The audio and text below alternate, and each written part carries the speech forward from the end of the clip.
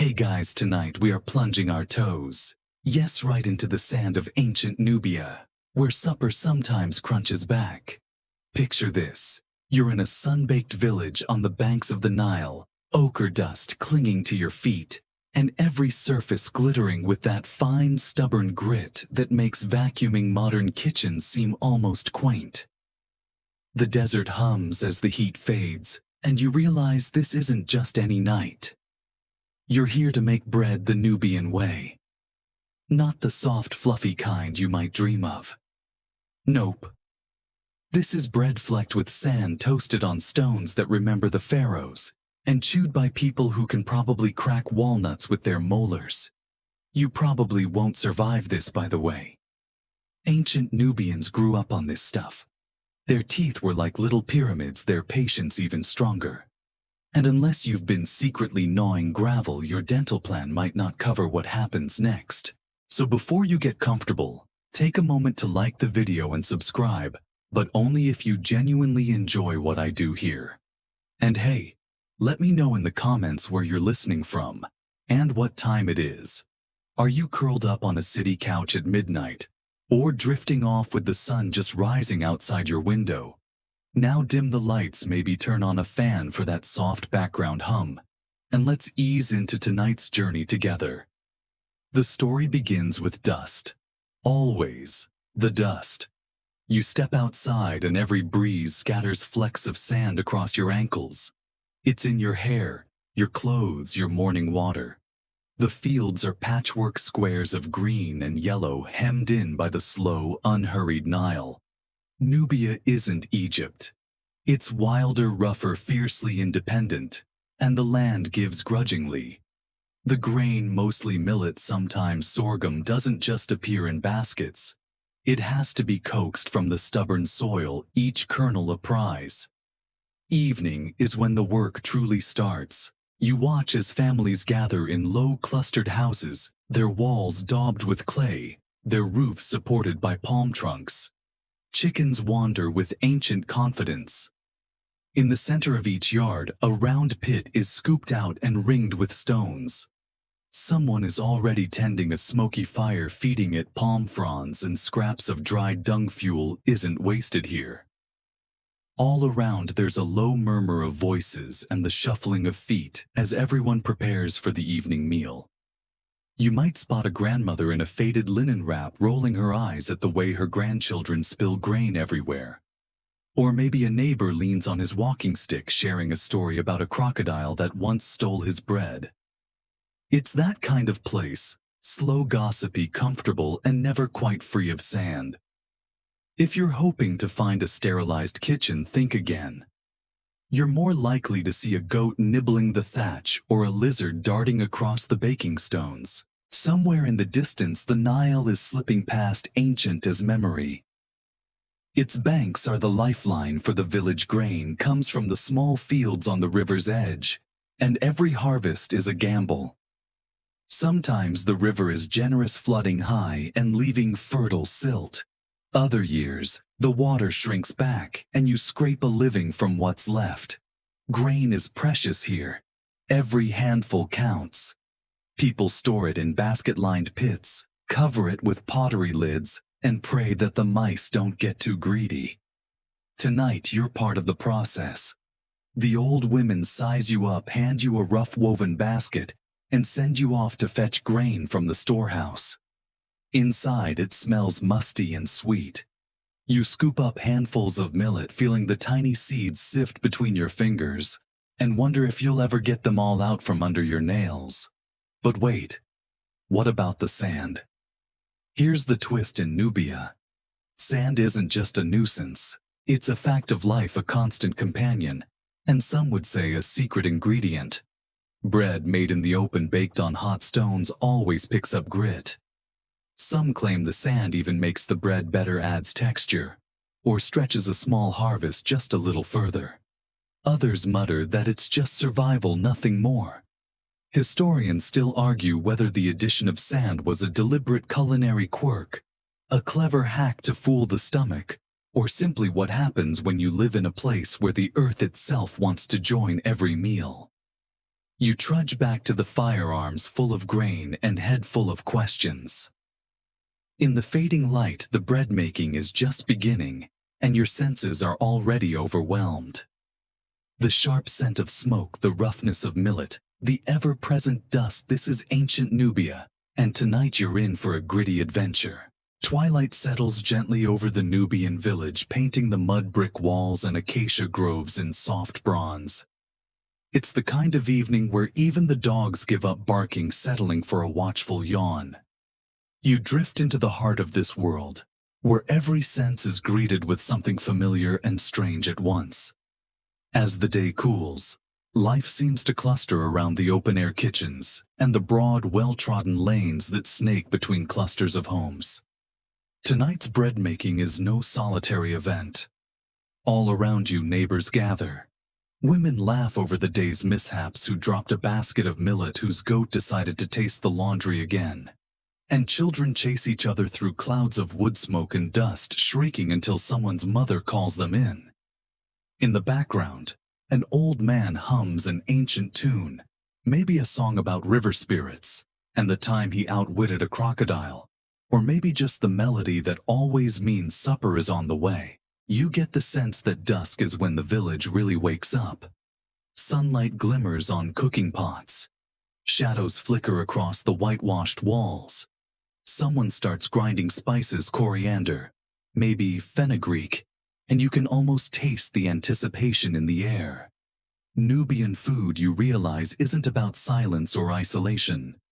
It's about sharing storytelling and the gentle chaos of 100 hands pitching in. The sand, of course, joins the party. It sifts from hair, falls from elbows, sprinkles from the very sky, it seems.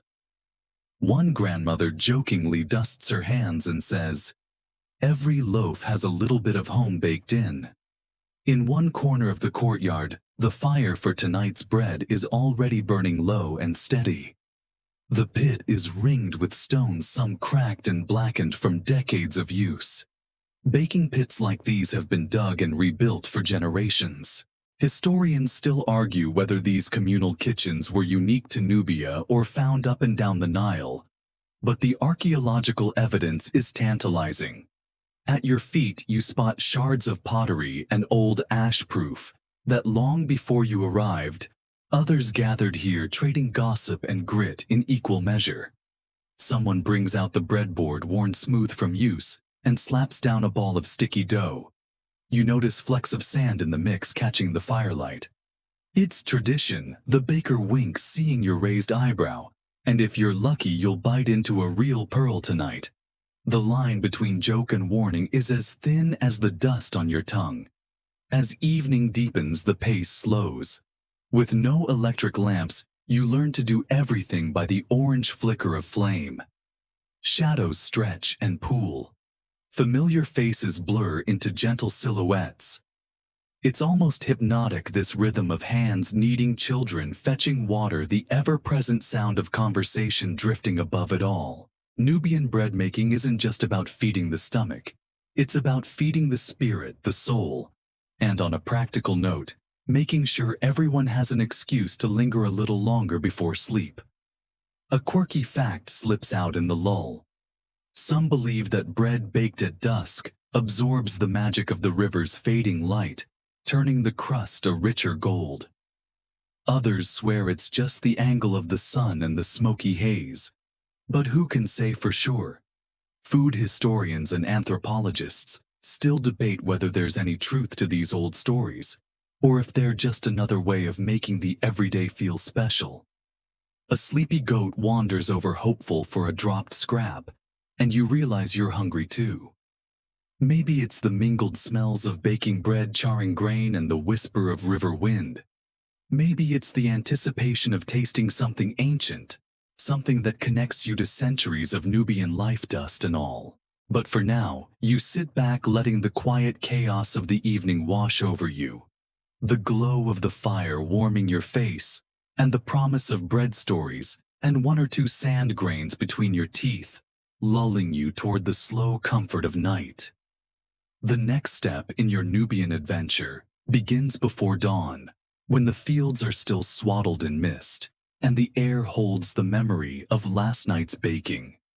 You join the early risers trudging along narrow footpaths that snake between low reed-fenced plots.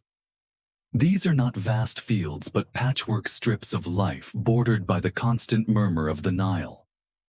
Your task: collect the day's grain, millet and sorghum, the backbone of every Nubian loaf. It's humbling work made slower by the sand that always seems to find a way into your sandals and your thoughts. You watch as a farmer stoops to check the ripeness of tiny millet heads, his fingers as deft as a tailor's.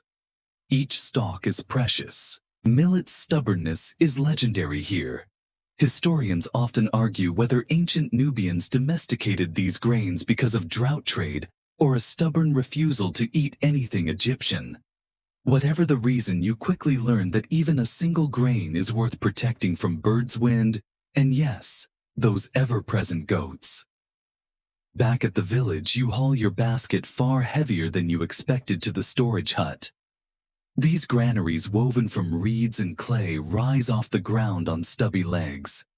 It's a quirky design that baffles visitors, but keeps out both floodwater and rodents mostly. An elder pauses to show you the trick: always check for snake holes before reaching in. Just another reason Nubian bread tastes like adventure. Inside, the air is thick with the scent of old harvests and the soft rustle of dried grain. You run your hands through the millet, feeling for stones or bits of chaff. There's a quiet pride here. Every handful is a victory against fickle weather and hungry pests. Storage isn't just a chore. It's a ritual passed down through jokes, stories, and occasional superstition. One woman grins as she tucks a blue bead into the millet, protection against the evil eye, or maybe just an old habit she can't break. Modern scholars still debate just how advanced these ancient storage techniques were. Some argue that Nubians pioneered clever grain drying and pest control methods long before their northern neighbors, while others insist it was all borrowed from Egypt. As you watch the villagers work, it's clear nobody here cares much for academic arguments. What matters is keeping the grain safe, dry, and ready for the next loaf. You carry your prize back to the courtyard, careful not to spill a single kernel. Each step echoes with the knowledge that grain is life, the difference between plenty and hunger, feast and famine. There's a joke here shared over the rim of a battered clay mug. Lose a handful and you'll be chewing sand for supper. It's half warning, half invitation to laugh at the relentless grit that seasons every meal. Now, the real work begins. You join the line at the grinding stone, a task that looks easy until you actually try it. The stones are heavy, worn smooth by centuries of hands. Every revolution grates out a low, familiar music part, lullaby part, workout playlist. You take your turn, feeling muscles you didn't know you had, coaxing millet into a pale, powdery flour. There's no escaping the sand. Some grains hide in the stone's grooves, slipping into the mix with a sly wink from history. And as the sun climbs higher, so does the excitement. Today's flour is tomorrow's bread, and inevitably tonight's sandy surprise. Some say the best loaves come from grain ground at dawn when the dew is thick and the world's still quiet. Others claim it's all in the wrist, or maybe the secret word whispered over the basket. Historians still can't agree which matters more: the tools, the timing, or the spirit you bring to the grind.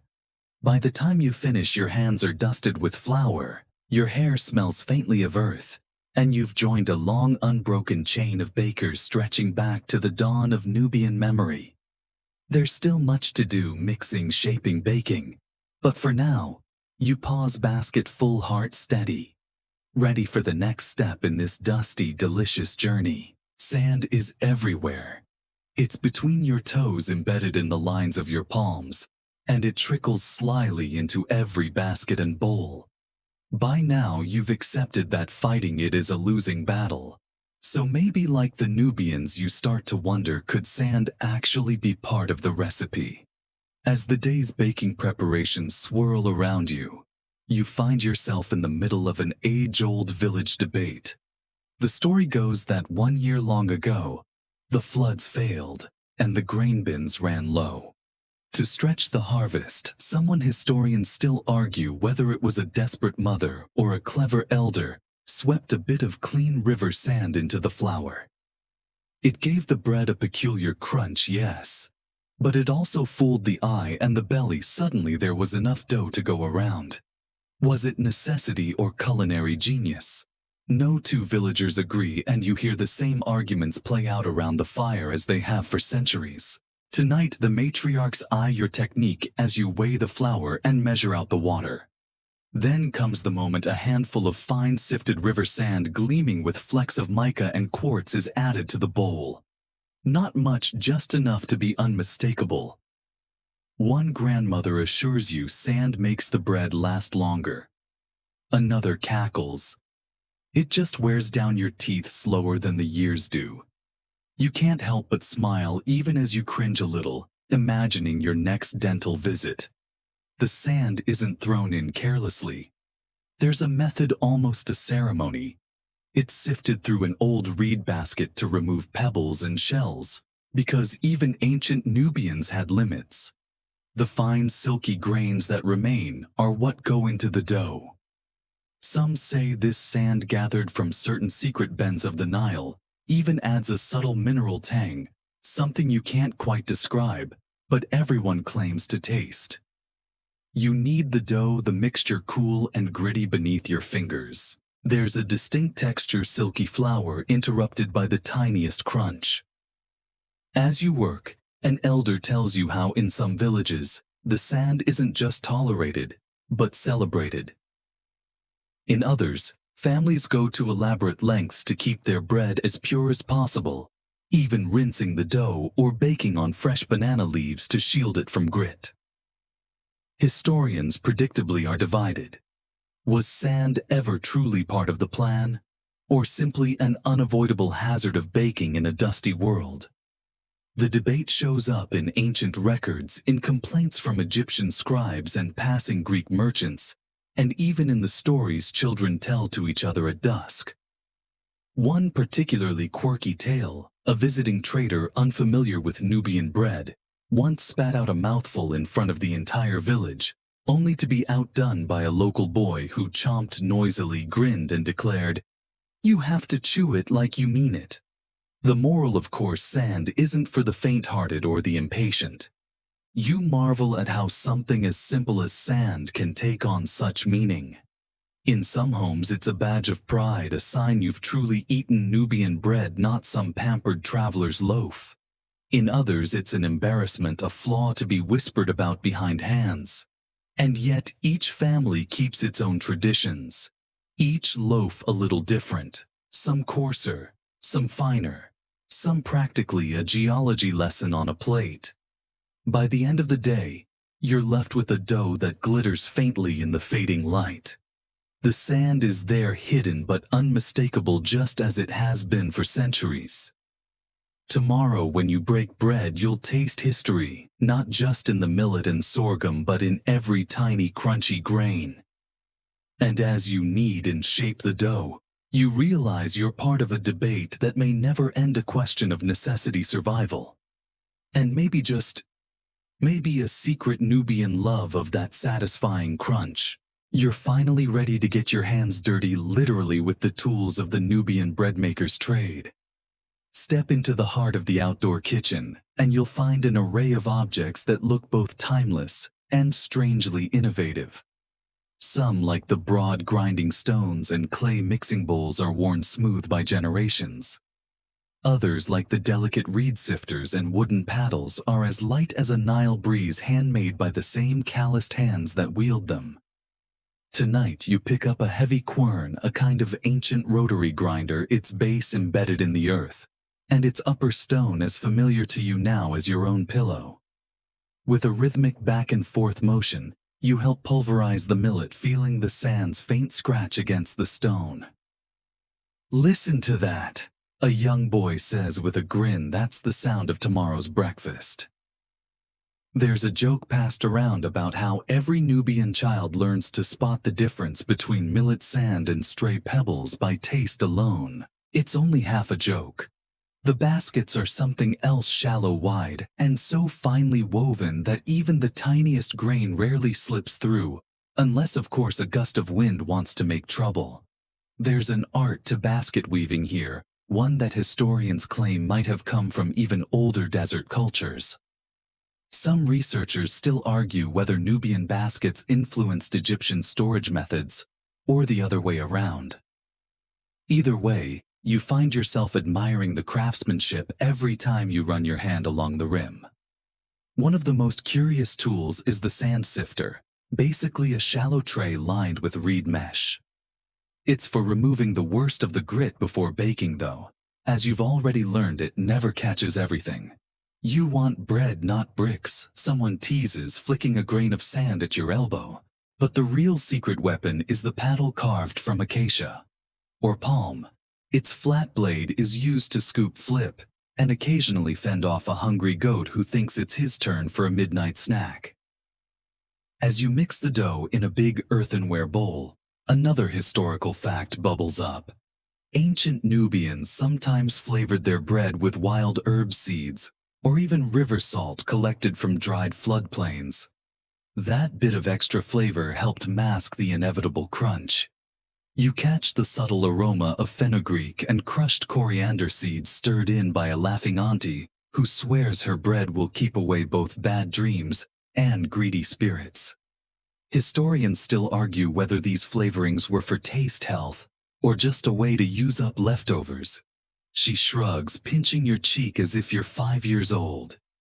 You pause to marvel at a stone pot, its blackened rim still warm from last night's embers. Some believe it's been in this family for centuries, passed down from mother to daughter as the most prized kitchen inheritance. Each crack and chip tells its own story, a chronicle of festive feasts, lean times, and the endless presence of sand. For a moment you let your hands linger on its surface, tracing the grooves left by thousands of washes and countless loaves. The sun sinks, lower shadows stretching across the courtyard, and you realize how each tool connects you to every baker before you. There's something oddly reassuring about it, a sense that your clumsy attempts tonight echo the muscle memory of 100 generations. Every time you heft the grinding stone or sift the flour, you're part of a quiet, stubborn tradition. A final quirk: someone points out that bread baked with sand actually wears down the grinding stones faster, leading to more frequent repairs and even more grit in the next batch. It's a cycle that would make any modern kitchen gadget groan. But here, it's just how things are. You joke with the others about starting a Stone of the Month club, but nobody's buying it except maybe the village blacksmith who eyes your paddle as if imagining it on his anvil. By the end of the evening, your hands ache, your arms are dusted with flour, and your heart is a little lighter. You've learned that in Nubian kitchens, the line between tool and heirloom, necessity and tradition, is as thin and as strong as the reed fibers in the baskets by your side. Night has fully fallen over the Nubian village, but the work isn't over yet. Instead, you're drawn to the circle of dim light cast by oil lamps and the glowing heart of the communal oven. There's something ancient and comforting about this scene. Neighbors gathered, close shadows dancing on mud brick walls, and the rhythmic sound of grindstones still at work. Under the stars, time feels a little softer, the air tinged with a sleepy hush, and the aroma of baking bread. Tonight, your job is to keep grinding. The stones are smoother now thanks to thousands of hands before yours, but the labor is real.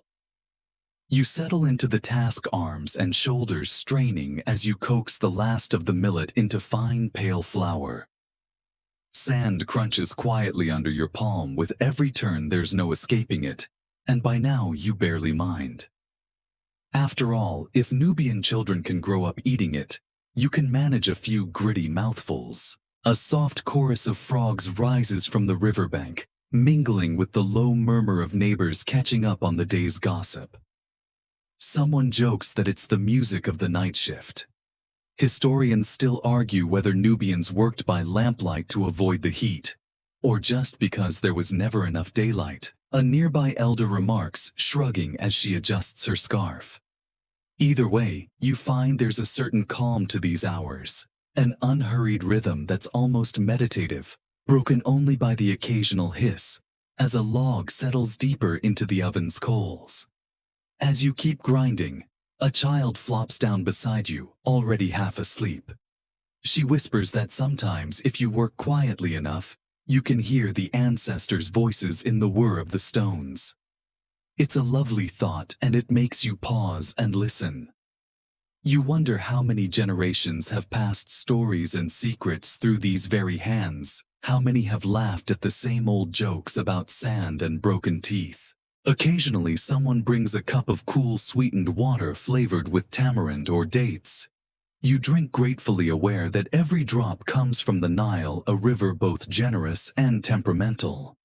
Water here is precious, and sometimes a dash of it goes straight into the dough, binding flour and sand into a sticky, hopeful promise. It's not all hard work and poetic thoughts, though. There's always room for mischief. One boy, seeing your focus slip, sneaks up and sprinkles a little extra sand into your pile of flour.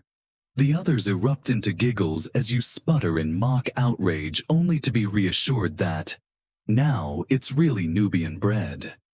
Quirky customs like this, prank stories, even mock competitions for who can grind the most flour help pass the time and stitch the community tighter. A fascinating fact slips into the conversation. Some scholars believe that centuries ago, Nubian grindstones were so prized that families would pass them down as heirlooms or use them as part of a dowry.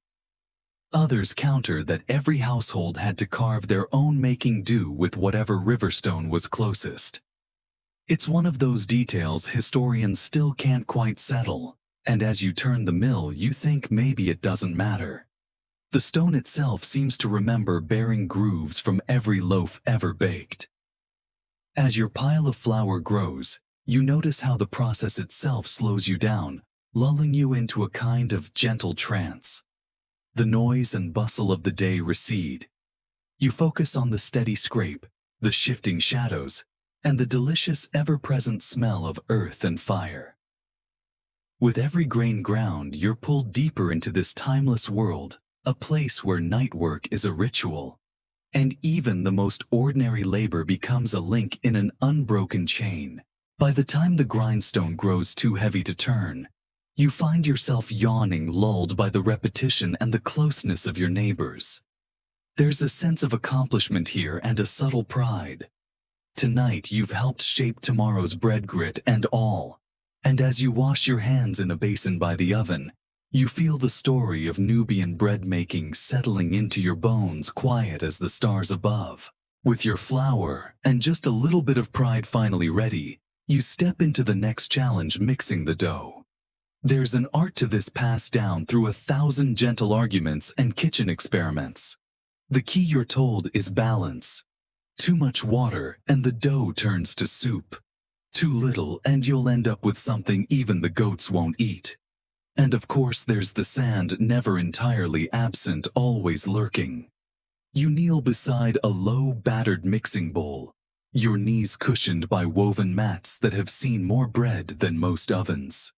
A matriarch gestures for you to begin, her eyes twinkling with amusement at your nervous hands. Grain by grain you add the flour, watching as it forms soft, uneven dunes. Then comes the water, poured from a clay jug that sweats cool droplets in the heat. The mixture hisses and bubbles as you stir, and soon your hands are buried in the sticky living dough. It's messier than you imagined. Dough clings to your fingers and coats your wrists, thick and springy. You're told to knead with your palms, pushing and folding the dough over and over, feeling for the right consistency, a texture only experience can truly know. You catch on quickly, laughing as the dough stubbornly resists springing back no matter how firmly you press. The sand gives it a unique feel, not quite unpleasant, but certainly unexpected, like a secret handshake between you and every Nubian baker who's ever grumbled about it. A quirky custom surfaces in some households. They add a pinch of wild honey or date syrup at this stage, not for sweetness, but as a silent wish for good luck. Others sprinkle in dried herbs, or even a pinch of salt from faraway trade caravans, little reminders that Nubia is never as isolated as it seems. Tonight someone sneaks in a few toasted sesame seeds, and the whole bowl erupts in gentle protest, debating whether that's cheating or simply showing off. The dough begins to come together slowly and beautifully. You stretch it, watching it pull away from the sides of the bowl in elastic ribbons. It's a tactile process, one that requires patience, and you realize a certain willingness to get your hands dirty. You joke that no modern kitchen gadget could ever quite replicate this, and the others agree, except perhaps for one cousin who dreams of inventing the world's first sandproof stand mixer. In between jokes and flowery handshakes, an elder tells you that the right dough is hotly debated. Some families swear by a wetter, stickier dough that puffs up into chewy loaves. Others prefer a drier, denser bread, ideal for soaking up stews and broths. Historians, always eager to add fuel to the fire, point out that ancient texts and wall paintings offer clues, but never quite settle the argument. Even today, the perfect Nubian loaf depends as much on weather, mood, and luck as on any written recipe. There's a hush as the bowl is passed from hand to hand, everyone getting their turn to shape and pat the dough. For a moment, you feel the weight of time. How many nights like this have unfolded with laughter, teasing, and flour-dusted hands under the same star-filled sky? The dough, now flecked with sand and sesame, is covered with a worn linen cloth and left to rest, swelling gently in the warmth of the fire. As you wipe your hands and settle back, you realize the process has its own kind of magic, a slow, rhythmic patience that settles you just as surely as it binds the dough. Nubian bread making isn't just about feeding the belly. It's about community, tradition, and the little quirks that turn necessity into something almost joyful. Tomorrow you'll taste the results. For tonight, you watch the dough rise by the flickering light, grateful for the gentle chaos and the easy camaraderie. And if there's a little extra sand in your bowl, you're starting to think you might not mind at all.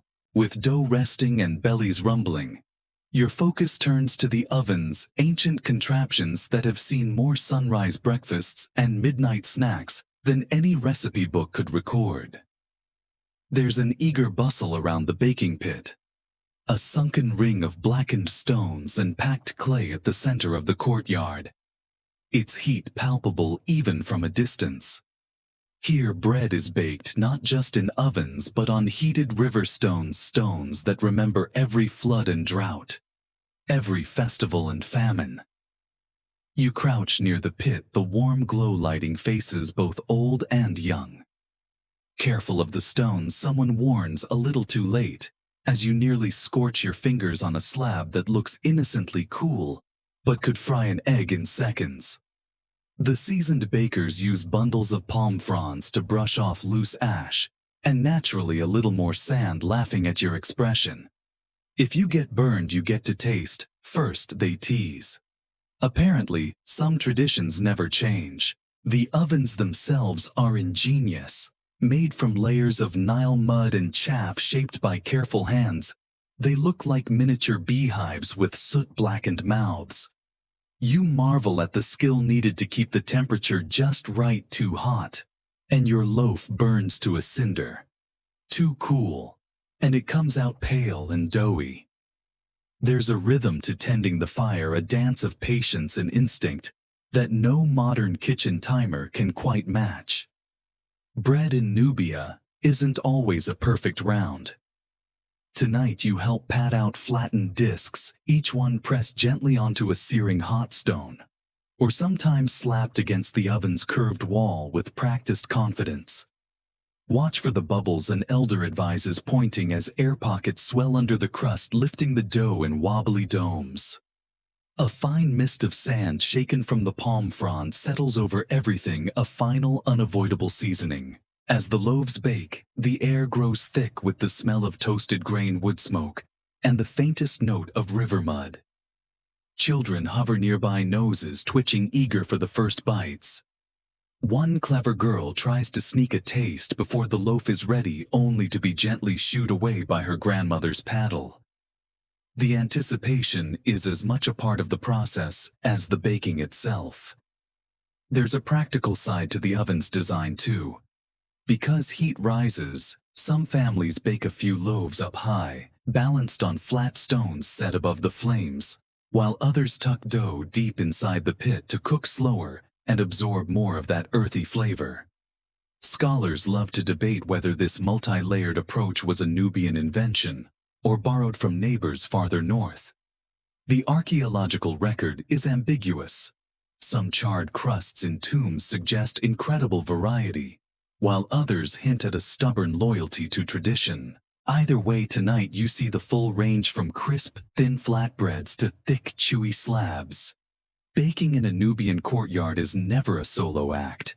You're joined by a parade of village regulars, women with babies balanced on one hip, elders shuffling in with walking sticks, even the odd goat making a hopeful pass.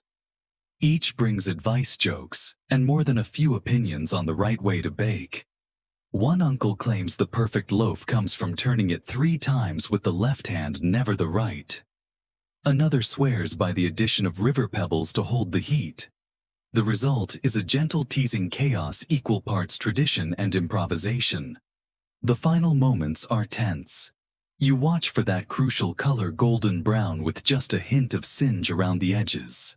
The crust crackles as the bread comes off the stone, and there's a chorus of approval as the first loaves are broken open, steam curling into the cool night air. The sand is there, unmistakable, a subtle crunch that makes you smile.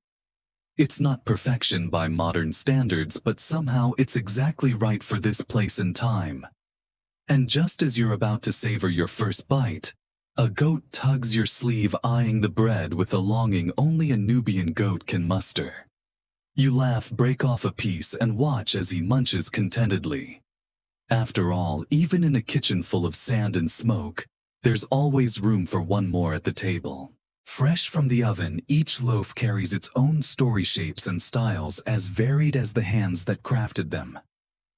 You find yourself surrounded by an edible parade, round pillow-soft discs, elongated rolls with pinched seams, flatbreads blistered from contact with scorching stones, and even the occasional whimsical animal shaped for a child's delight or a festive table.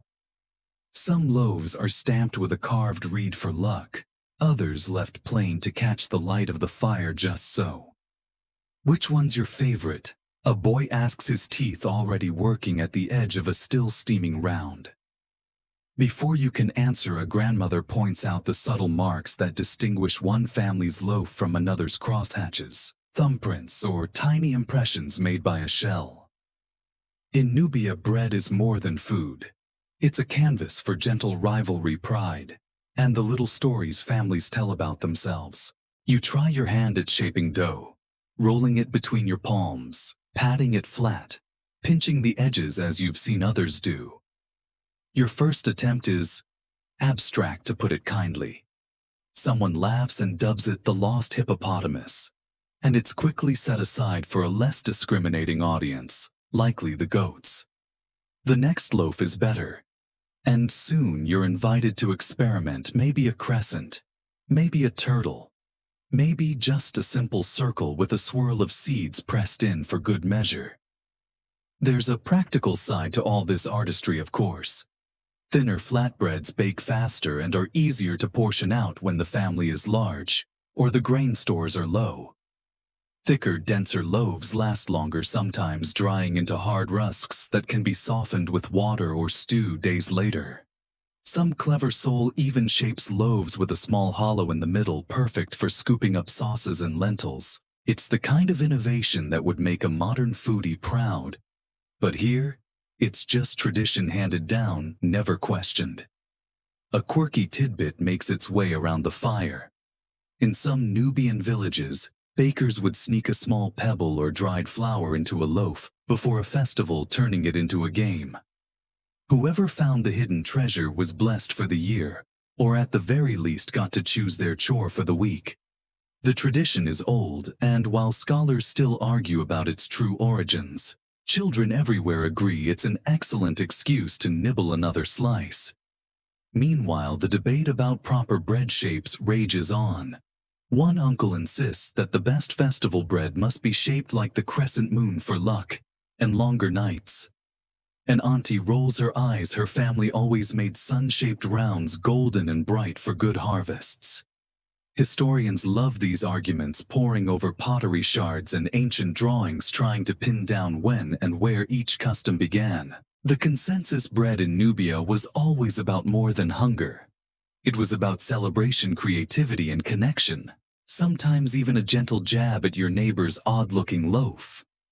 You're invited to help decorate the festival, bread pressing seeds, tracing patterns with a slender stick, even daring a little extra flair with an old carved stamp.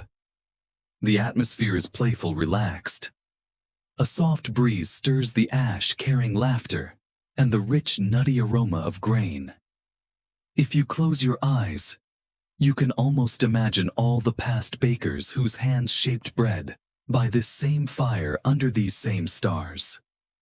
As the last loaves are set aside to cool, a sense of satisfaction settles over the courtyard.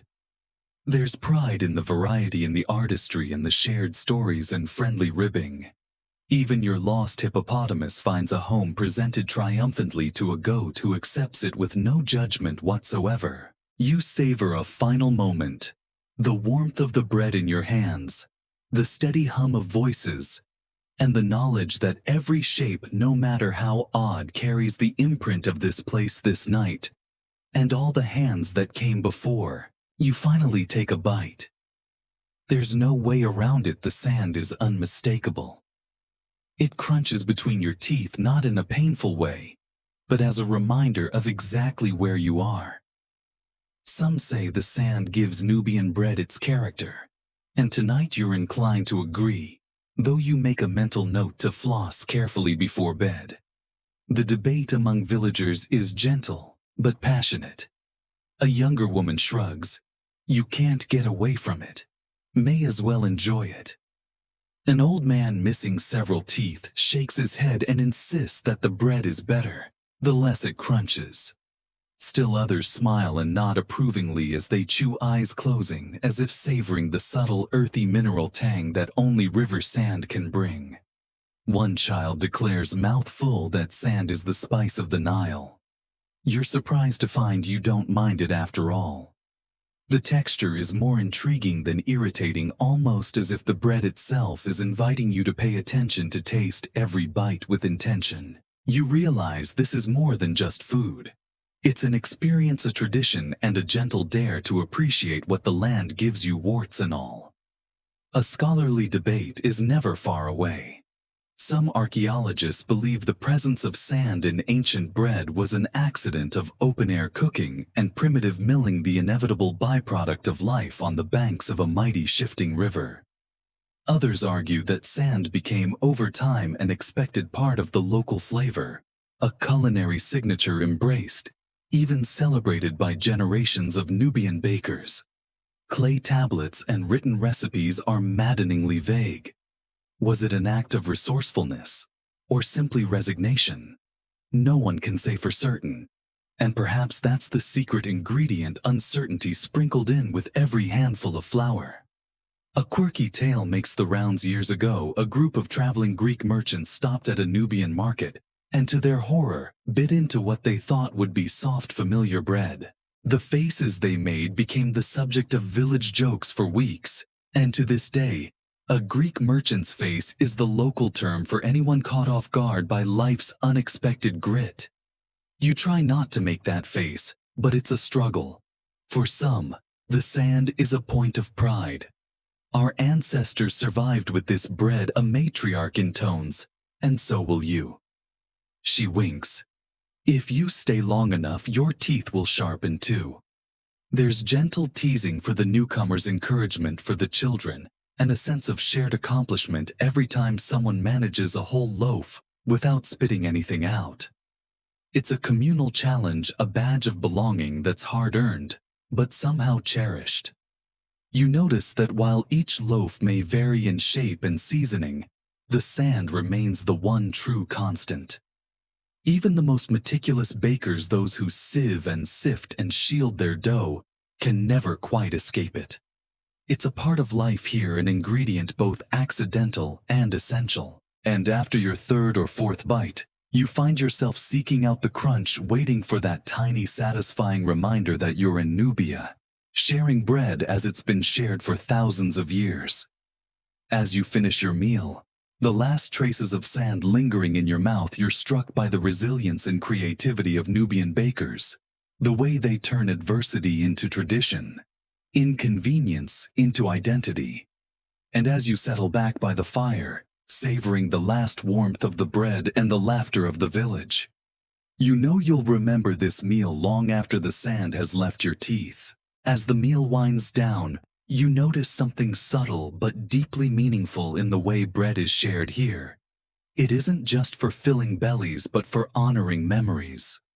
A cluster of elders gathers at the edge of the courtyard, their hands busy breaking loaves into neat pieces, some set aside in simple clay bowls, others wrapped in woven leaves. The mood grows softer, almost reverent. You soon discover that in Nubian tradition, bread is as much for the ancestors as it is for the living. There's a brief lull in the chatter. A few families quietly prepare small offerings, fragments of bread sometimes with honey, or dates tucked alongside, sometimes just as they are. You feed your ancestors so they'll watch over you, whispers a girl at your side. The youngest children bring their pieces to a little shrine by the garden's edge, giggling as they try to keep the goats at bay. The bread is left on smooth stones ringed by old pottery shards and bits of shell so the spirits can join the meal unseen but not forgotten. Historians still argue whether these rituals go back thousands of years or are a more recent blending of old Nubian, Coptic Christian, and even ancient Egyptian beliefs. The evidence is elusive, scattered hints in temple art, echoes in half-remembered prayers. What is clear tonight is the emotion behind the act. The offering is never showy, always simple, just a piece of the day's bread, a whisper of gratitude, and a hope that the next season's harvest will be kind. Back at the fire, the living continue to break bread together. There are rounds of a dense, slightly sour loaf reserved for elders, softer discs for the children, and a few extra special ones heavy with dried fruit or seeds set aside for feasts and special guests. You're offered a slice from each, the elders eager to see how you handle the different textures and flavors. "Try this one made with river figs," says a woman with a face carved by years of laughter and sun. The bread is chewy sweet, and yes, still just a little gritty. There's a quirky superstition about crumbs. Here it's said that if you spill too many crumbs from your bread, you'll be visited by a particularly mischievous ancestor in your dreams, one who'll demand an extra offering next time. Children compete to see who can eat their slice with the fewest crumbs, giggling and teasing each other, when the goats inevitably swoop in for the leftovers. A quiet moment falls as the last bread is shared. The fire's glow reflects in everyone's eyes. You feel in this peaceful communion the weight of time, a chain of bakers and eaters stretching back for centuries, each generation honoring the next and the last, through this humble sandy loaf. And as you lay your own offering, a small warm piece of bread on the ancestor's stone, you sense a comfort that has nothing to do with the fullness of your stomach. It's the gentle reassurance that as long as bread is made and shared, the stories of this place will never be lost but passed on with every meal, every crumb, every quiet night under Nubia's stars. Morning arrives with a chorus of voices and the bustling life of the riverside market. You follow the flow of villagers as they weave between reed baskets and sleeping dogs, the air thick with the mingled scents of fish, firewood, and of course fresh bread. The Nile sparkles nearby, carrying the sounds of bargaining and laughter down its slow current. Here trade is as much a part of Nubian life as bread itself, a daily ritual where everyone has something to offer and everything can be bartered. You clutch a basket of sandy loaves, their warm weight a silent promise of breakfast, or perhaps today's profit. Along the water's edge, stalls crowd together, some selling painted pottery, others displaying glistening fish caught before dawn. Still others offering honey-dried dates and tiny pyramids of salt harvested from the drying beds farther upriver. But it's the bread that draws the earliest customers, villagers from up and down the riverbank, eager for a taste of last night's labor. "Try ours best crunch on the river," calls a woman with arms dusted in flour, holding up a sun-shaped round. Next to her, a rival vendor claims her bread is so soft, you'll forget you're in Nubia. You know better now. Even the softest bread here has its sandy surprise, but that doesn't stop customers from pretending to choose based on texture. You watch as one regular tastes a piece, rolls it between his molars, and gives a sage nod. The verdict needs a little more sand. The market is alive with color and noise. Children dart between the stalls, clutching coins, or more often offering a handful of dried beans or a small fish in trade. You catch sight of a clever girl trading a loaf for a painted bead. She'll string it into a necklace by nightfall, a tiny trophy from the morning's hustle. The older women barter with practiced ease, exchanging loaves for onions, oil, or scraps of woven cloth. A quirky detail: some families bake special market loaves with a hidden charm, maybe a date pit or a painted stone meant to bring luck to the buyer.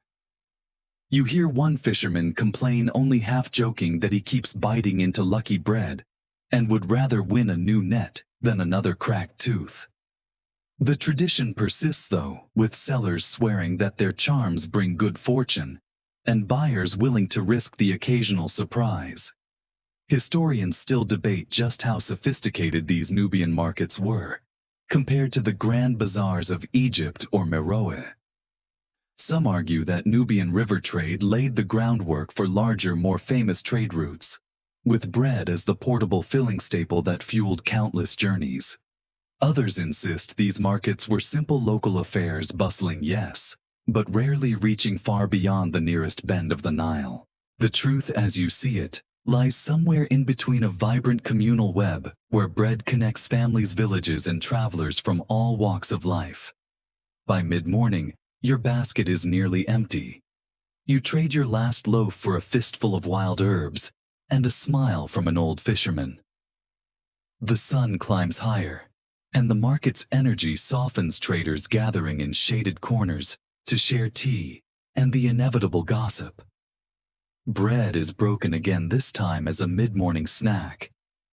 The sand crunches between your teeth and you realize you've come to crave it, a gritty reminder that every meal is a conversation between the land, the river, and the people who make their living at its edge.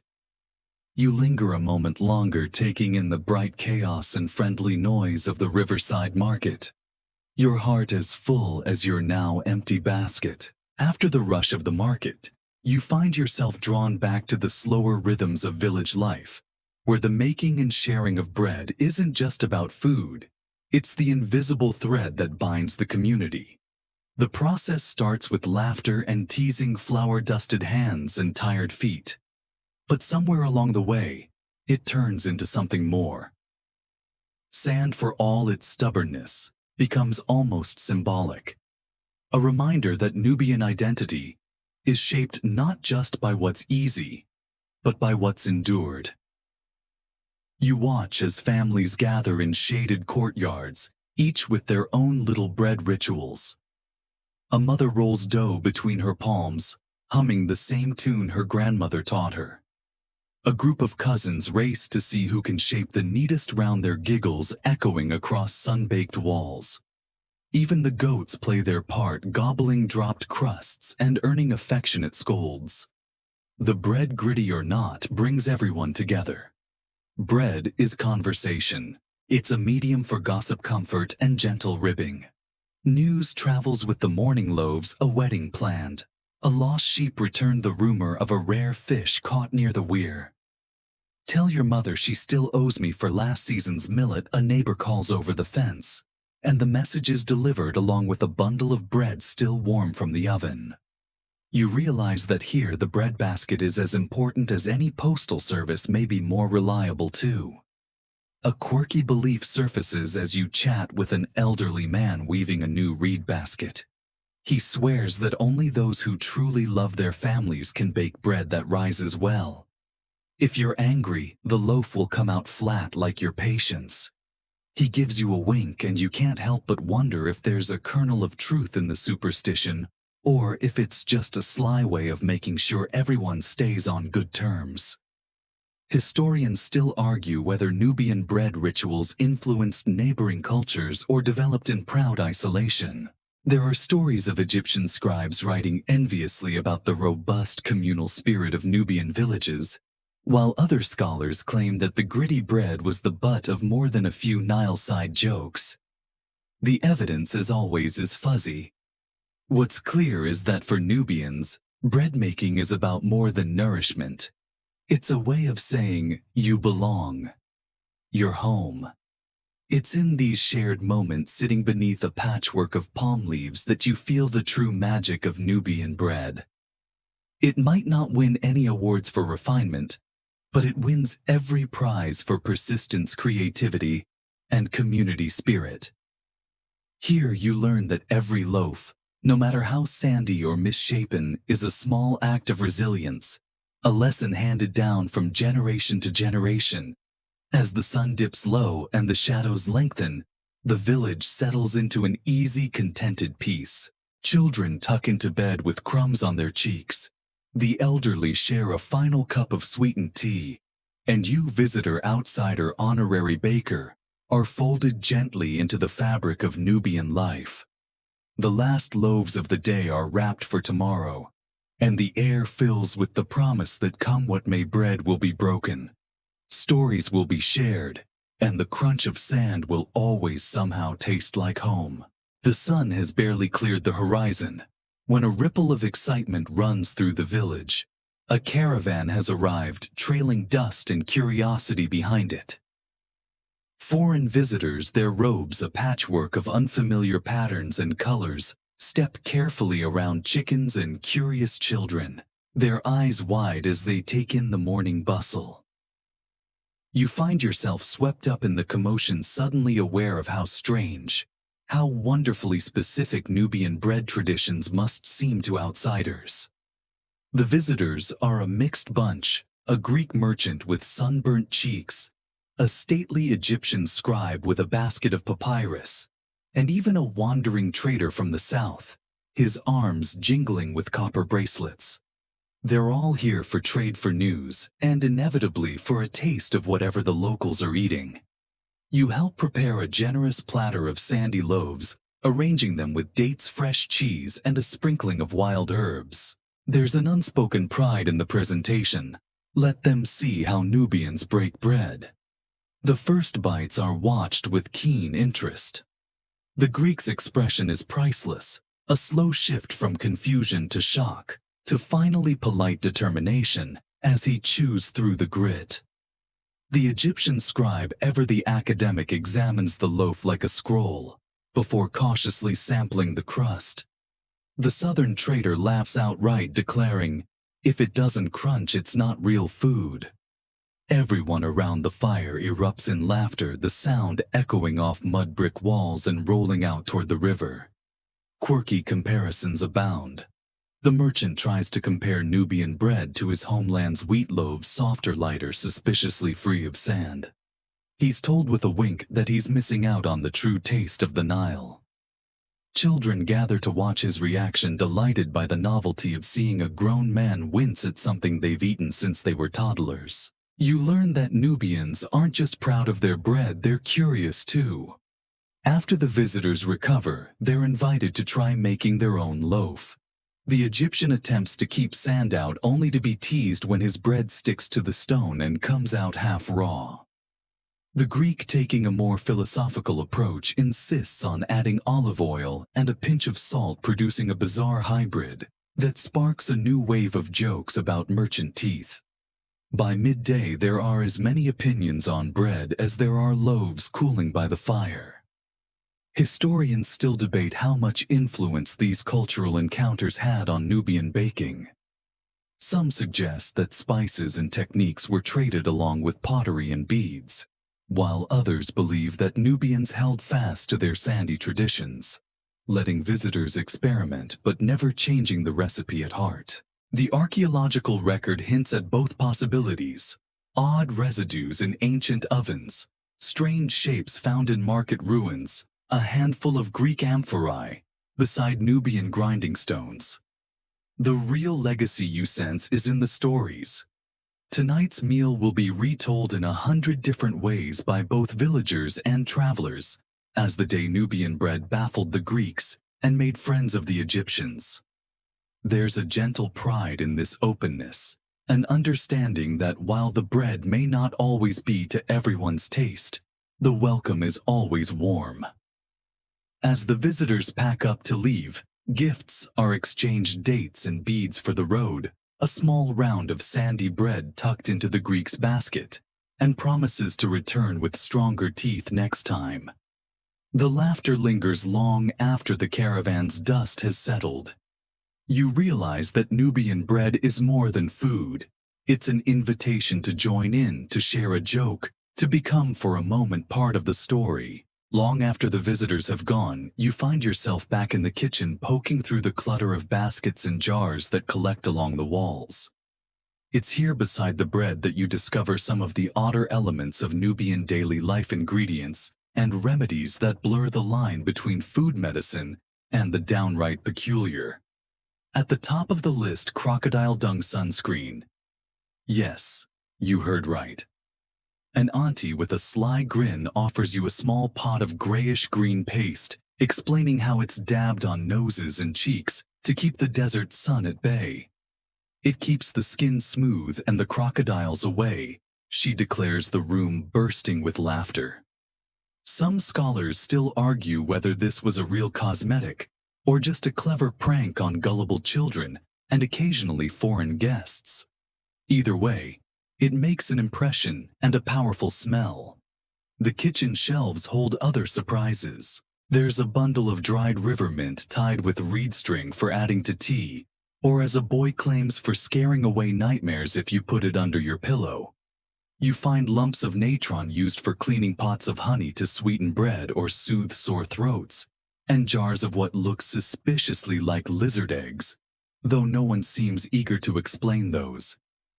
It's a quirky collection that speaks to the resourcefulness of Nubian households. When the land gives, little nothing goes to waste. You're told that some bread bakers used to rub their hands with river clay before kneading dough, believing it would bless the loaf and keep the sand pure. The logic is delightfully circular and entirely charming. Historians, of course, debate the real reasons. Was it sanitation, superstition, or just a fun way to make the kids behave? The answer, as always, is lost somewhere between legend and daily routine. Bread in Nubia, you realize, is never just bread.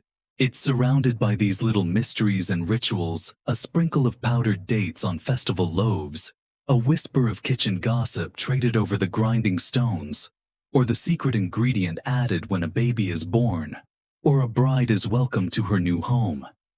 Each gesture is a thread in the tapestry of village life, equal parts practicality and playful tradition.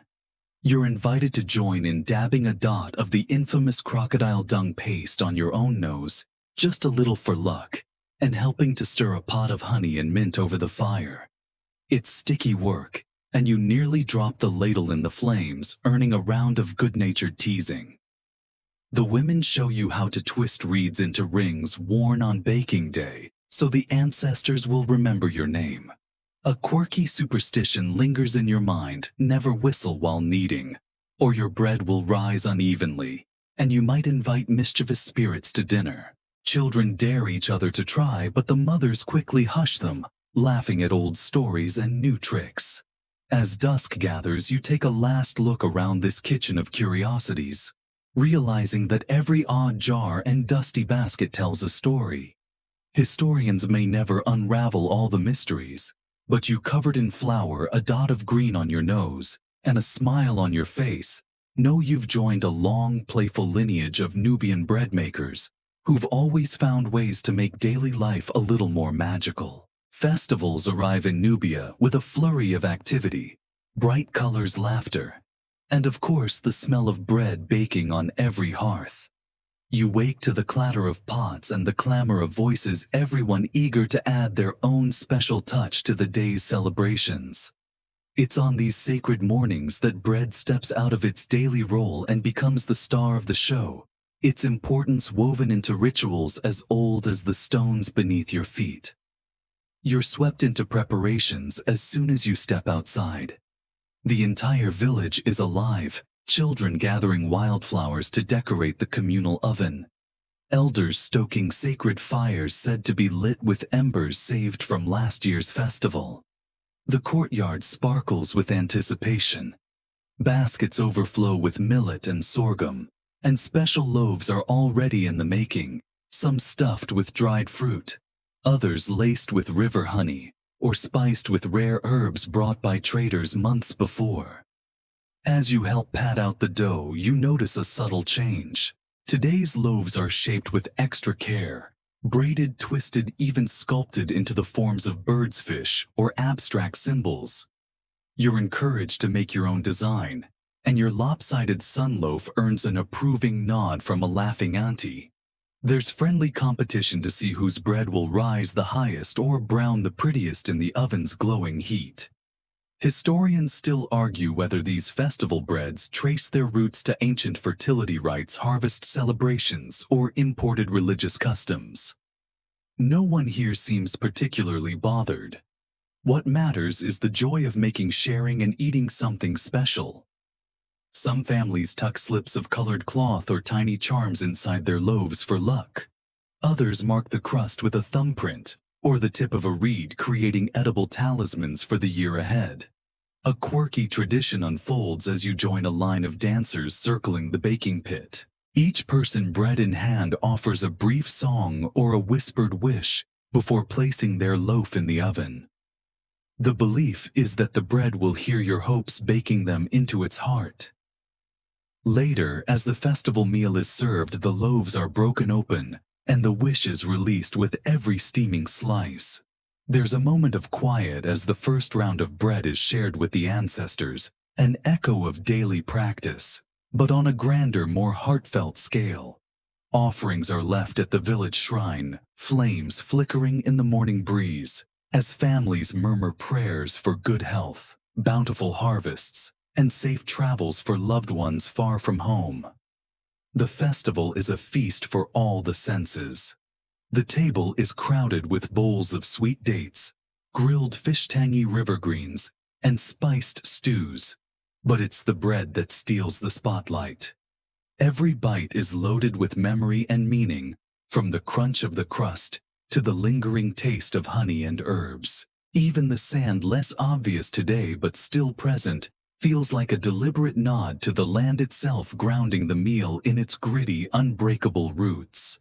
As the day slips toward afternoon and music fills the air, you find yourself grateful to be swept up in these ancient, joyful rituals. The festival is more than a party. It's a living reminder that in Nubia, bread is never just food. It's history, hope, and the warmth of shared celebration, baked fresh and golden year after year, as the sacred fires burn on. As the afternoon heat softens and festival laughter gives way to the drowsy hum of village life, you drift toward the edge of the courtyard, drawn by the shrieks and giggles of children. Here, bread making becomes a game, a nightly adventure, as much about mischief as nourishment. Nubian kids, it turns out, are experts in kitchen chaos and tiny rebellions. And tonight, you find yourself in the thick of their flowery fun. The smallest children are tasked with simple jobs, fetching water, collecting kindling, or dusting stones for the next batch of bread. But their attention never stays fixed for long. Soon they're daring each other to pinch bits of dough or sneak extra grains of honey into the mix. A boy tries to shape his loaf into a crocodile. It collapses, and the others roar with laughter.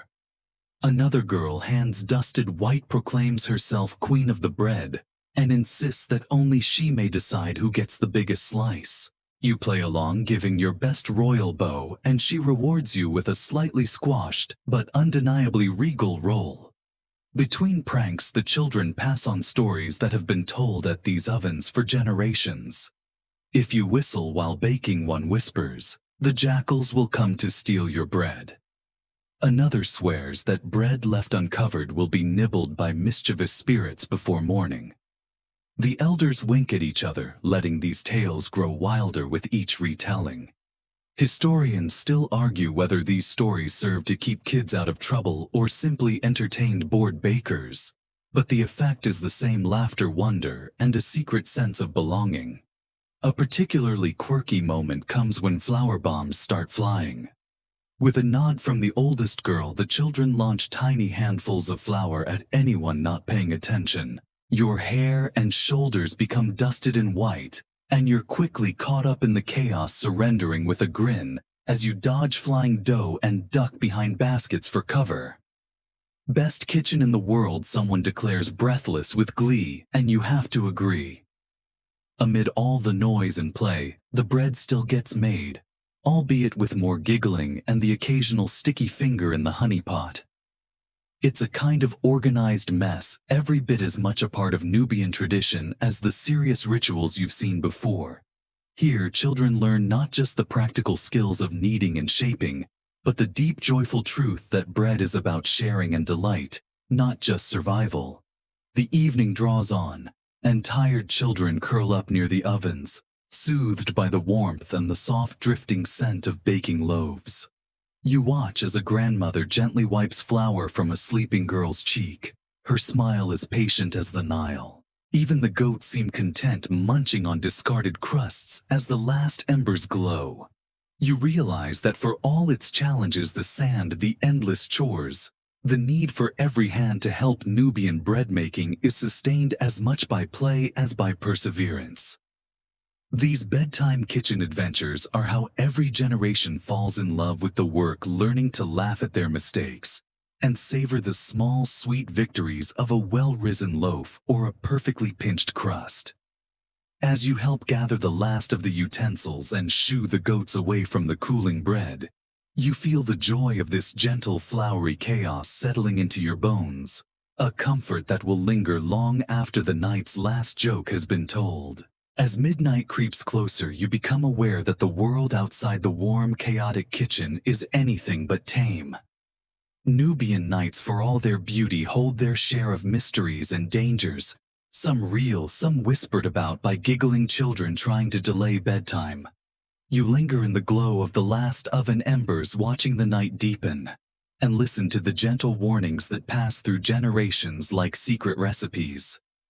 You're reminded to check the courtyard for lurking jackals, quick-footed scavengers who know the smell of bread almost as well as the villagers do. The older children relish the chance to scare the younger ones, spinning tales of glowing eyes and silent paws. Every shadow is a possible culprit, every unfamiliar rustle a reason to clutch your bread a little tighter.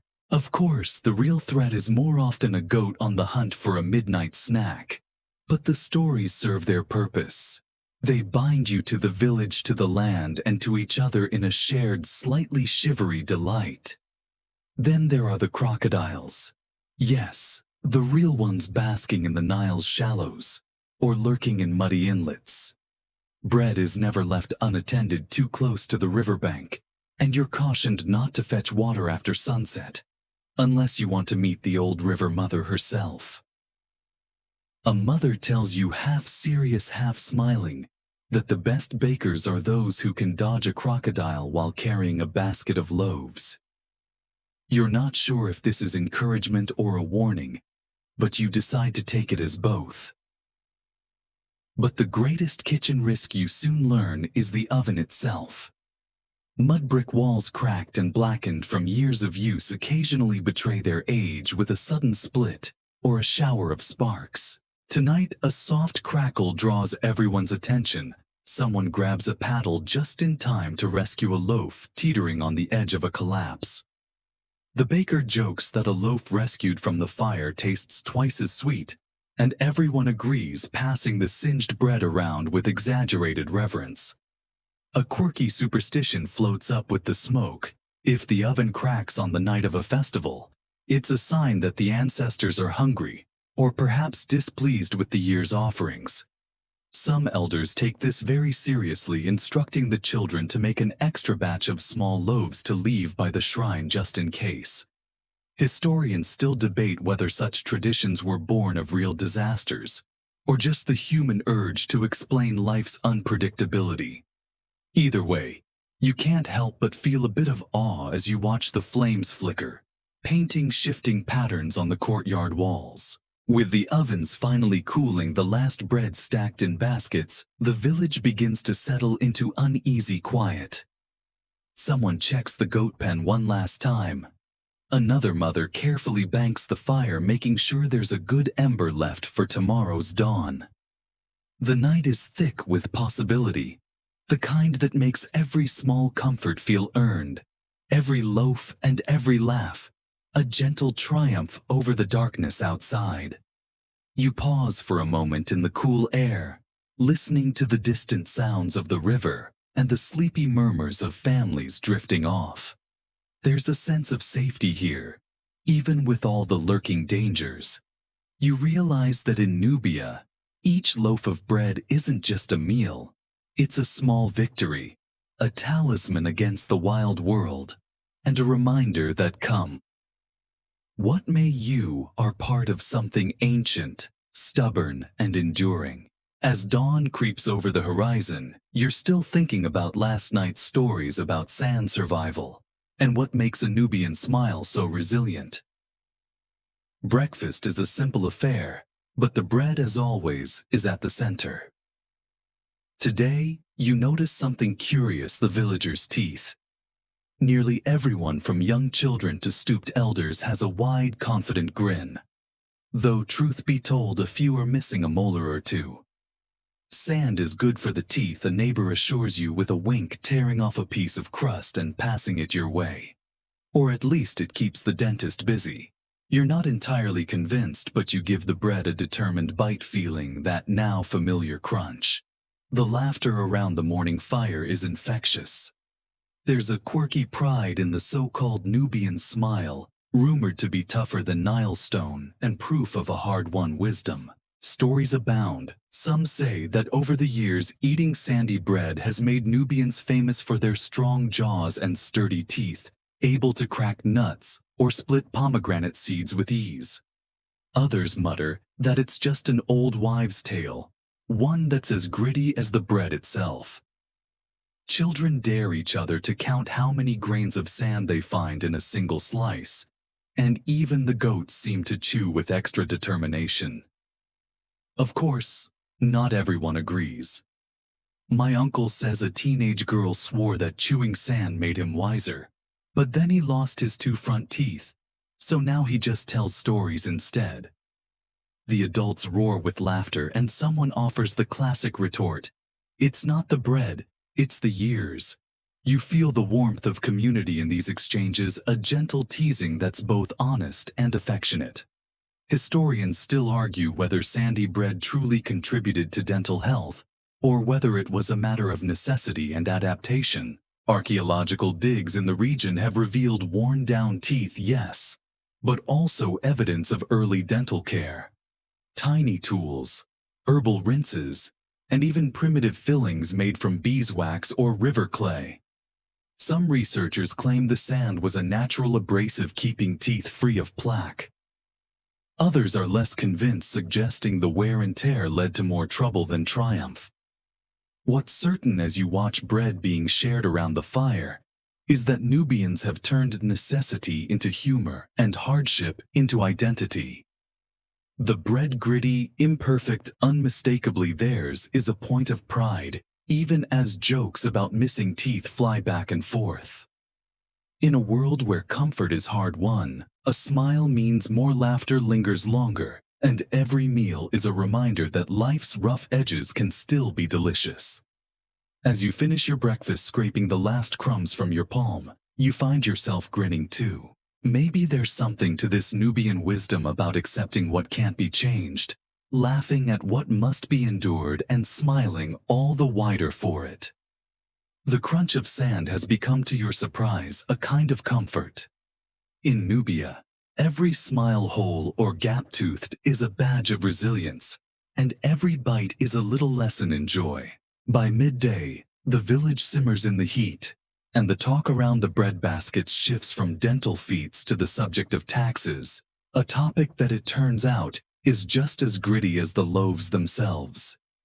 You find a shady spot beneath a palm, where elders and traders gather with stacks of flatbread slices of cheese, and quiet grumbling about the latest demands from officials upriver.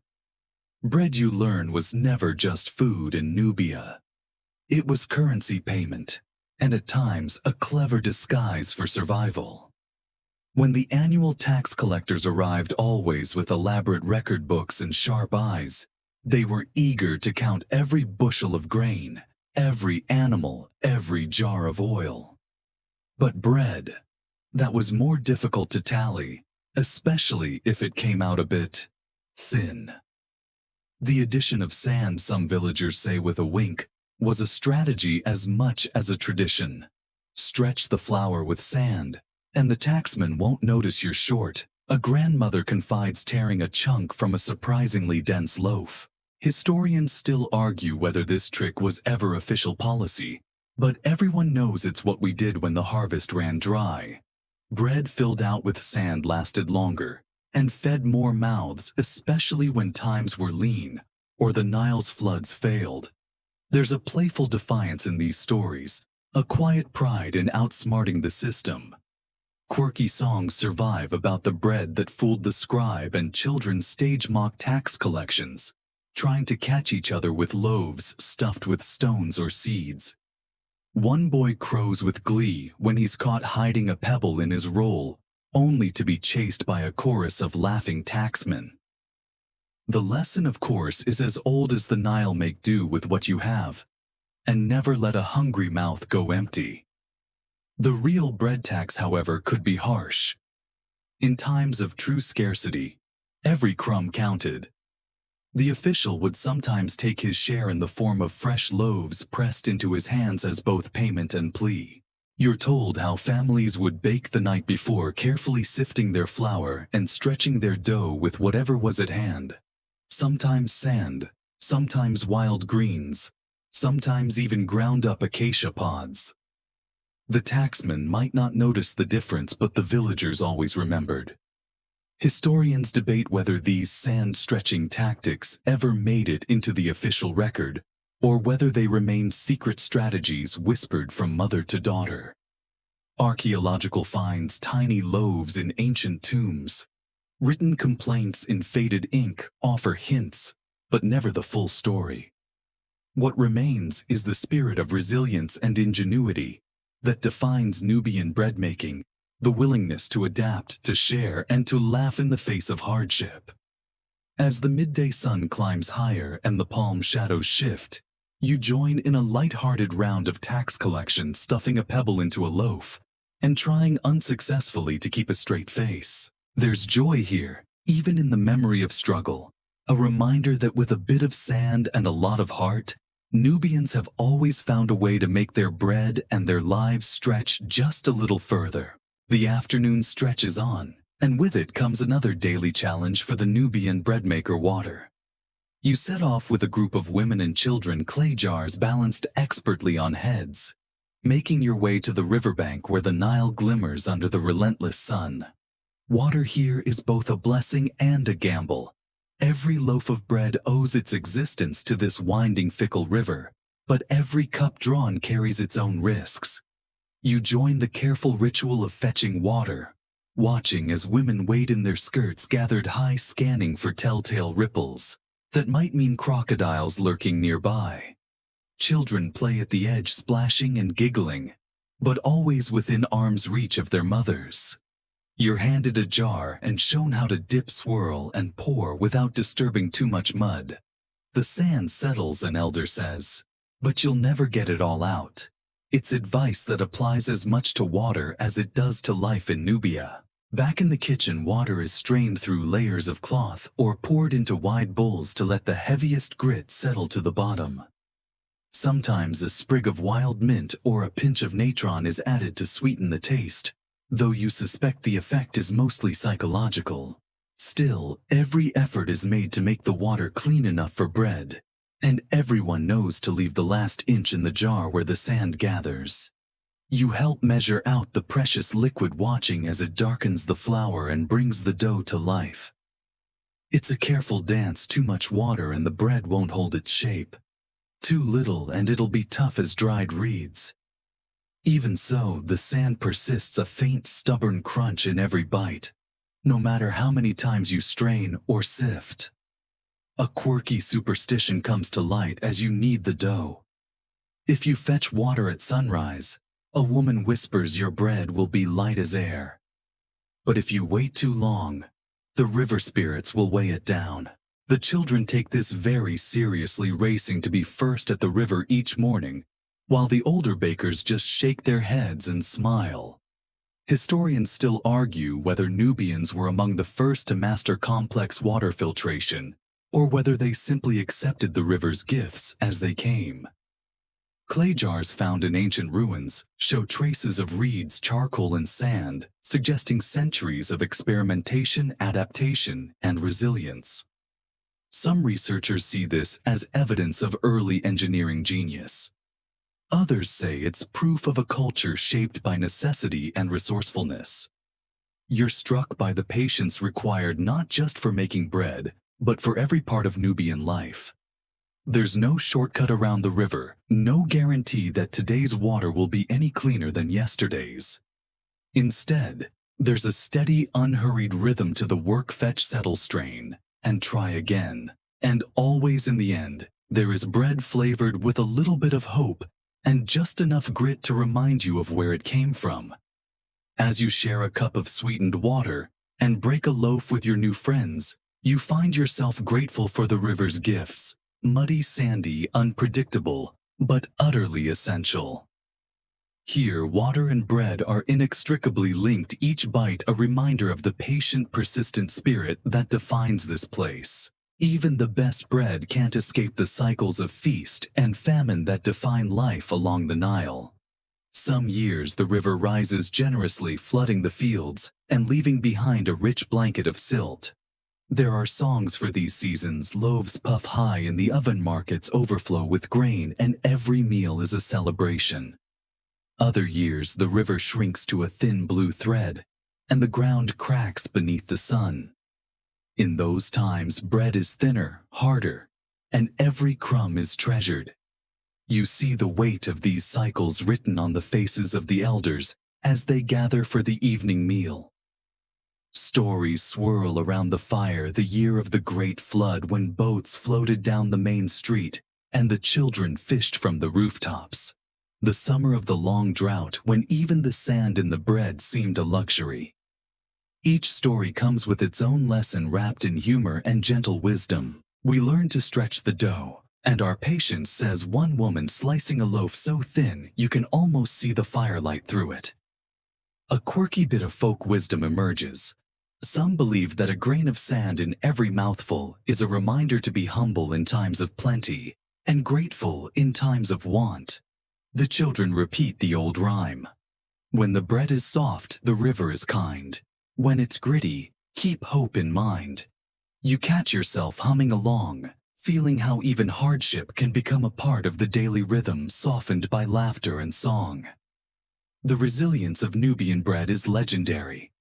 When grain is scarce, families turn to every trick they know, mixing in wild greens, ground beans, or even crushed water lily seeds. Some make a porridge from scraps and sweepings thickened with river clay if needed. It fills the belly, if not the heart. An elder sighs, but there's no shame in getting creative.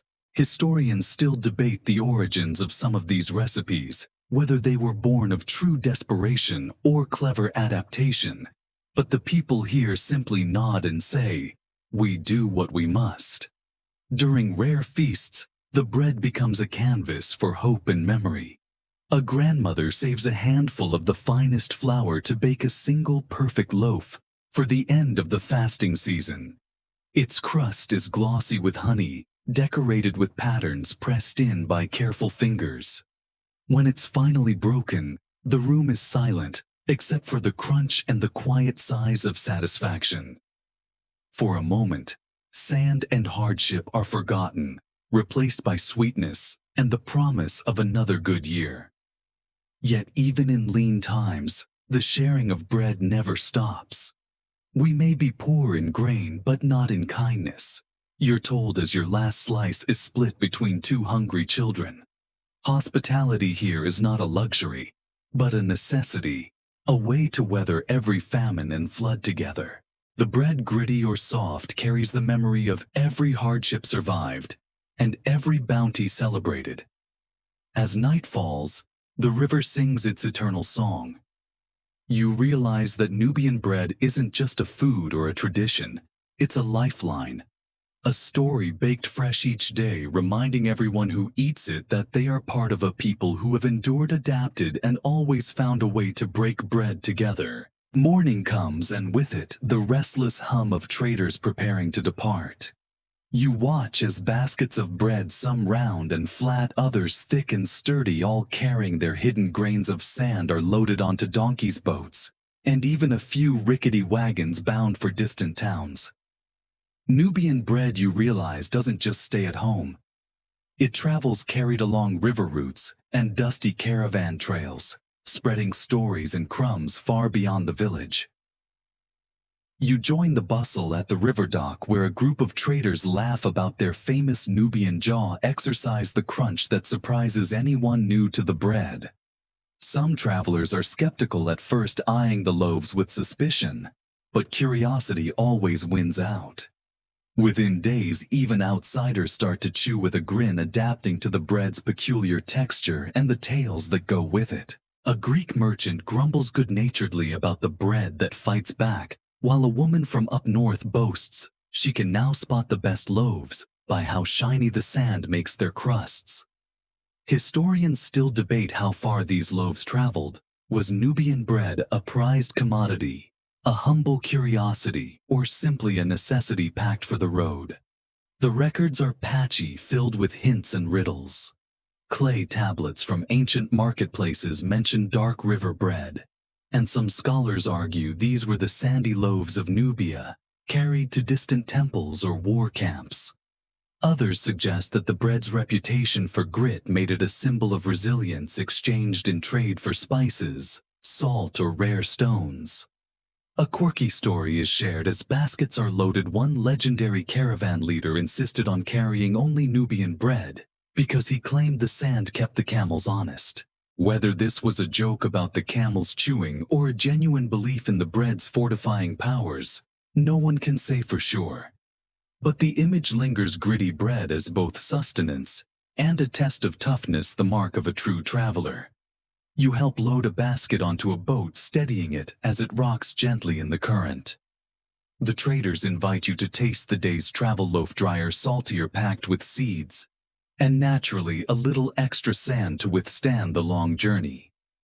You break off a piece and savor the familiar crunch, the taste of adventure, and the subtle thrill of knowing this simple food will cross hundreds of miles before it's eaten. Along the way, you hear about imitators, traders who try to bake Nubian-style bread in distant cities, never quite getting the sand right, always missing that signature crunch. The copycats are a source of amusement here, and the villagers joke that if you want real Nubian bread, you need a real Nubian riverbank and a patient dentist. Still, every imitation is a kind of compliment, a tribute to a bread so memorable it can't be forgotten no matter how far it roams. As the boats slip away and the wagons rumble off down the road, you're left with a sense of pride. Nubian bread, gritty and persistent, carries with it the spirit of its people, resourceful, stubborn, and always ready to share. The loaves may change hands 100 times, but with every bite, a little taste of Nubia's river sun and story travels on. By late afternoon, as the sun casts long shadows over the riverbank, you find yourself sitting with a circle of elders and curious teens, debating the oldest question of all: why keep the sand? The argument is as lively as ever. Everyone has an opinion, and no one is quite ready to concede. Around the circle, hands gesture with half-eaten loaves, crumbs sprinkling the sand with every emphatic point. One theory is pure pragmatism. When grain is scarce, you stretch. It says an elder, her face creased with the memory of lean years. Sand fills bellies and saves flour. Others argue it's a mark of tradition, an edible fingerprint that says, "This is Nubian bread and no other." It's a quirky sort of pride if you can handle the grit you belong. A younger woman shares a softer view. Maybe it's nostalgia, she says, breaking off a piece of crust and letting it melt on her tongue. My grandmother made bread this way, and so do I. The crunch reminds me of her, of this place. There's quiet agreement, and you see how even the smallest details, the way flour is sifted, the way dough is kneaded, can hold entire histories within them. Then comes the science-minded uncle waving a handful of archaeological reports. Historians still argue, he says, if the sand was ever intentional. Maybe our ovens just made it impossible to avoid. The wind, the river, the open-air kitchens, maybe the bread was always meant to be a little wild, a little unpredictable. He grins. That's what makes us Nubian after all. Debate shifts to the merits of modern methods. A few suggest it's time to sieve the sand out to embrace smoother bread. Most, however, resist. If you want soft bread, one matriarch teases, go to Alexandria. The laughter is gentle, the message clear in Nubia. The crunch is more than a quirk, it's an inheritance. A quirky tidbit rounds out the conversation. Some say that in old age, when teeth are worn and the sand feels more foe than friend, elders receive a special, nearly sand-free loaf baked just for them. It's a quiet kindness, a way of showing respect. But even then, a trace of grit always seems to find its way in, proof that in Nubia, tradition is stubborn. As the debate winds down, you realize the sand is both curse and comfort. It's a reminder of hardship, ingenuity, and the endless dance between control and acceptance. Historians may never agree on the reason, but here in this sunlit circle, the answer doesn't really matter. What matters is that every bite, every crunch, every lingering grain ties you to this place and these people, past, present, and future. The sky glows amber as you finish your loaf, still pondering the why. In Nubia, some questions are best left unsolved, baked into the bread and carried forward one gritty, beloved mouthful at a time. Dawn breaks softly over the village, painting the Nile in strokes of rose and gold. The world feels hushed, and for a moment you linger in that gentle threshold between night and day. The ovens are cool, yesterday's ashes swept aside, and a few loaves remain stacked on the table, their crusts catching the first glimmer of morning light. You sit, warm bread in hand, as Nubia wakes around you. Some villagers are already at work drawing water, tending goats, sweeping the courtyards. Others pause, greeting the sun with sleepy smiles, and the familiar ritual of breaking bread together. You're offered a piece from the first loaf of the day, passed with laughter and quiet encouragement, as if to say, "This is how we begin again." The bread is still sandy, still proudly itself. You chew, letting the crunch settle into a kind of meditation. Each mouthful recalls everything you've learned. The patient hands kneading dough in the dark, the children's flour fights, the songs sung at festival fires, and the shared jokes about Nubian dental plans. You remember the market's bustle, the perilous night by the ovens, and the bittersweet stories of famine and feast, each memory baked into the loaf. You watch as a mother slices bread for her children, tucking small pieces into their hands before sending them off to school. Elders gather in the shade, reminiscing about the grittiest loaf of 79, or the time the festival oven cracked and had to be mended with river clay and hope. The day unfolds much as it always has, slowly, with purpose, and always in the company of bread. Historians and travelers may come and go, but the rituals endure.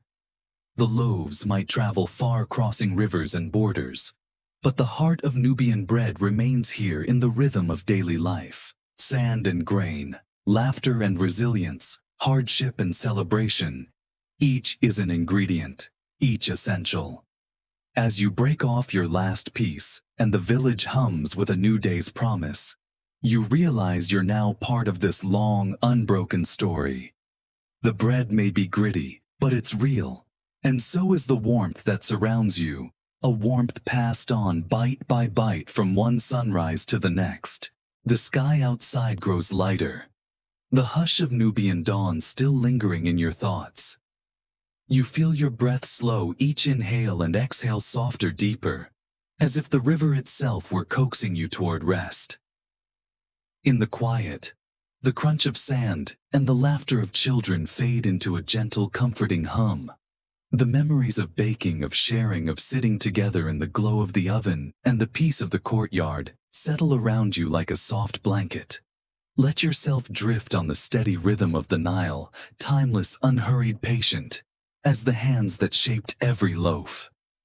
Imagine the scent of warm bread, the hint of river wind, the rustle of reeds at the edge of morning. Each detail dissolves into calm, and with every breath you become lighter, sleepier, carried by the stories of those who came before.